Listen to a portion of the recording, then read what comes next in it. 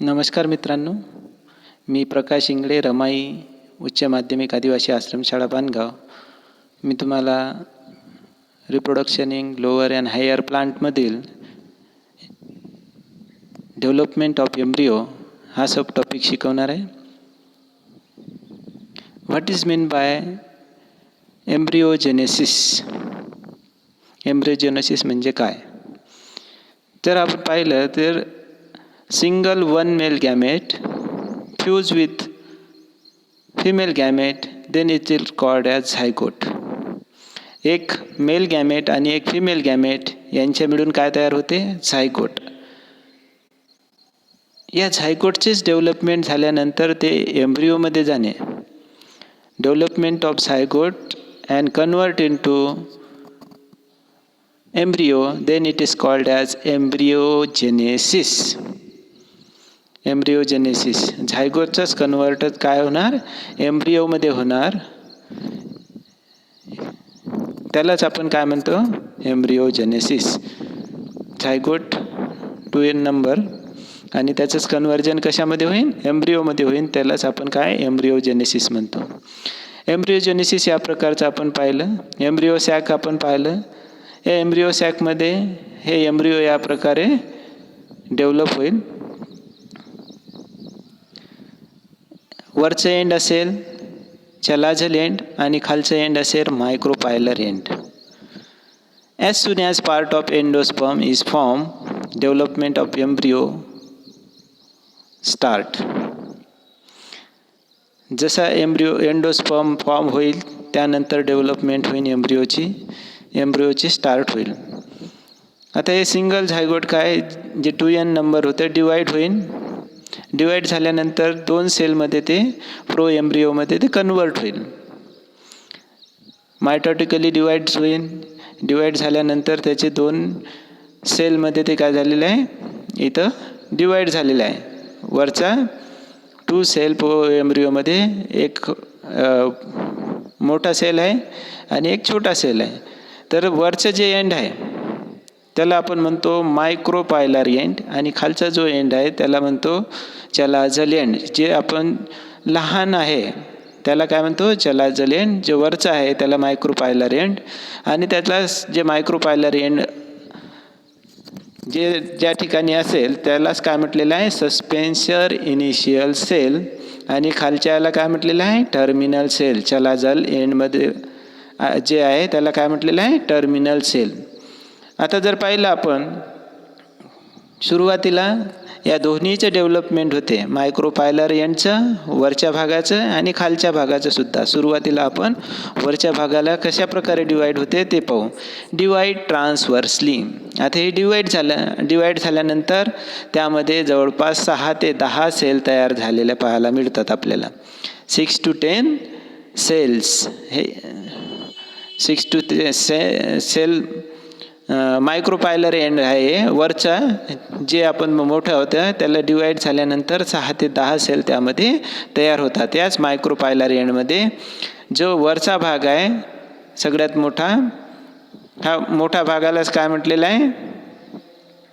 हॉस्टेरियम. आणि सगळ्यात जो खालचा भाग असेल त्याला म्हटलेला आहे हायपोफायसिस.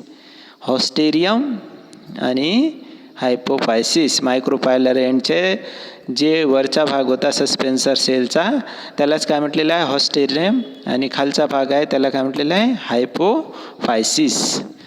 Suspensor pushes embryo into endosperms. आता हे जे सस्पेन्सर आहे हे सस्पेन्सर काय करीन? पुश करीन एम्ब्रिओला. कुठे? एंडोस्पर्ममध्ये. आता पुश केल्यानंतर त्याला काय होईल? आता 2 भाग आपण पाहिलेले होते. वरचे जर भाग पाहिला मोठा भाग होता तो मायक्रोपायलर एंडचा होता. या मायक्रोपायलर एंडमधून आपण काय पाहिलं आहे? एक सेल, त्यामध्ये 6 ते 10 सेल तयार झाले होते. जो खालचा भाग आहे ब्ल्यू कलरमध्ये, या ब्ल्यू कलरमध्ये एम्ब्रिओनल इनिशियल सेल तयार झाली आहे. या एम्ब्रिओनल सेलचे 3 भागामध्ये विभाजन होते. पहिल्या भागामध्ये जर पाहिलं तर 2 सेल तयार होतात, त्याच्या ब्ल्यू कलरमध्ये दिसतात तुम्हाला 2 नंबरच्या आकृतीत. त्यानंतर 3 नंबरच्या आकृतीत 4 सेल तयार होतात आणि 4 नंबरच्या आकृतीत बघा 8 सेल तयार होतात. आता हे 8 सेलमध्ये काय आहे, 2 टायर तयार होतात. एक आहे लोअर टायर आणि एक आहे अप्पर टायर. या लोअर टायरमध्ये 4 सेल तयार होतील आणि खालचे जे अप्पर टायर आहे त्यामध्ये सुद्धा 4 सेल तयार होतील. जे वरचे 4 लोअर टायर आहेत, या लोअर टायरमध्ये हायपोकोटाईल आणि रॅडियल तयार होईल. म्हणजे त्याचंच डेव्हलपमेंट झाल्यानंतर त्याचं कन्व्हर्जन कशामध्ये होईल, जे लोअर टायर आहे त्याचं हायपोकोटाईलमध्ये होईल आणि रॅडियलमध्ये होईल. आणि अप्पर टायरचे जे 4 सेल आहेत त्याचं प्लमूल आणि प्लमूल्स म्हणजे काय, जे बीज असते, या बीजाला जे अंकुर येते त्याला आपण प्लमूल म्हणतो. आता त्याच्यामध्ये 1 to 2 कॉटिलेडॉन्स म्हणजे काय, जे एक बीजपत्री असतील, द्विबीजपत्री बिया असतील, त्यामध्ये काय, जर एक बीजपत्री असतील तर मोनोकॉटिलेडॉन म्हणतो आणि 2 बीजपत्री असतील तर 2 कॉटिलेडॉन्स आपण त्याला म्हणतो. जर त्याचं डेव्हलपमेंट पाहिल्यानंतर काय होते, जे सस्पेन्सर फिलामेंट आहे, या सस्पेन्सर फिलामेंटमध्ये आपण हायपोफायसिस, सगळ्यात खालचा भाग जो पाहिला होता ग्रीन कलरमध्ये हायपोफायसिस, त्यामध्ये काय तयार होते, डेव्हलपमेंट झाल्यानंतर त्यामध्ये रेडियल तयार होते आणि रूट कॅप तयार होते. रूट कॅप म्हणजे काय, जे मुळा आहेत, मुळामधून कोंब निघायला तयार होते. त्यानंतर लोअर टायरमध्ये हायपोकोटाईल आणि रॅडिकल तयार होते आणि अप्पर टायरमध्ये प्लमूल 1 to 2 कॉटिलेडॉन्स तयार. सबसिक्वेंटली आता जर पाहिलं आपण, जे खालचा भाग होता ब्ल्यू कलरमध्ये सेल्स ऑफ अप्पर टायर, याच्यामध्ये काय होते, डेव्हलपमेंट होते आणि त्याचं स्ट्रक्चर कसं बनते, हर्ट शेप स्ट्रक्चर बनते. हर्ट शेप स्ट्रक्चर बनल्यानंतर याच हर्ट स्ट्रक्चरचं नंतर काय आहे, हॉर्स शू स्ट्रक्चर तयार होते. म्हणजे त्याची डेव्हलपमेंट होते. खालचा जो ब्ल्यू कलर आहे, हर्ट जे हृदयासारखं आपल्याला आकार दिसते, याचंच कन्व्हर्जन डेव्हलपमेंट झाल्यानंतर हॉर्स शू म्हणजे एखाद्या घोड्याची नाल कशी असते त्यासारखे हे स्ट्रक्चर तयार होते. आता याचे एम्ब्रिओ बिकम्स कर्व. आता जे आपण हॉर्स शू शेप आहे त्यालाच आपण काय म्हटलेलं आहे, एम्ब्रिओ. एम्ब्रिओ म्हणजे काय, की जे बीज आहे या बीजाचं अंकुरमध्ये रूपांतर होत आहे. Embryo becomes curve. आता त्याला इथं कर्व झालेला आपल्याला पाहायला मिळते. कॉटिलेडॉन्स एनलार्ज म्हणजे जे सिंगल कॉटिलेडॉन असतील, 2 कॉटिलेडॉन्स असतील, हे काय होते, डायकॉटिलेडॉन्स इथं एनलार्ज होते. एनलार्ज झाल्यानंतर हॉर्स शू शेप एम्ब्रिओ, इथं घोड्याच्या नालीच्या आकारासारखं काय एम्ब्रिओ तयार होते. म्हणजेच इथं डेव्हलपमेंट काय झालेली आहे, जे आपण मायक्रोपायलर एंड होतं वरती तिथं 6 ते 10 सेल तयार झाले आणि खालचं जे चलाजल एंड होतं, या चलाजल एंडचं नंतर वाढत जाऊन हार्ट शेप तयार होते, नंतर हॉर्स शू शेप तिथं तयार होते.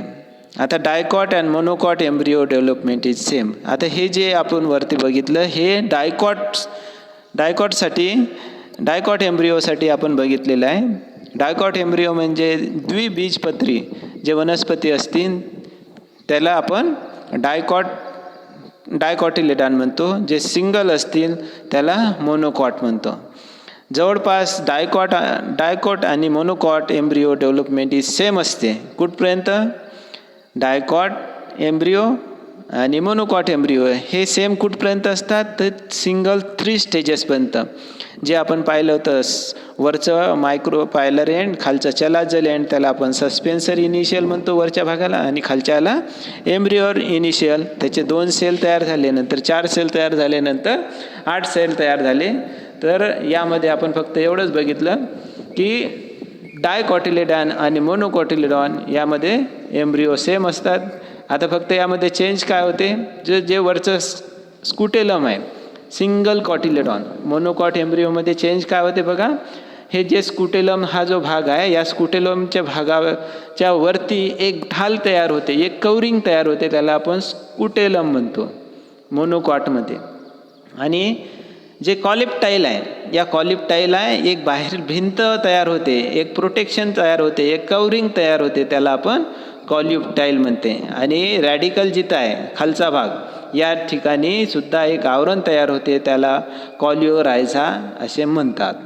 आता एवढं सर्व डेव्हलपमेंट झाल्यानंतर आपल्याला यामधून आउटपुट काय मिळालं, तर यामध्ये आउटपुट आपल्याला हे मिळालं तर ओव्हलचं कन्व्हर्जन सीडमध्ये होईल आणि ओव्हरीचं ट्रान्सफॉर्मेशन फ्रूटमध्ये होईल.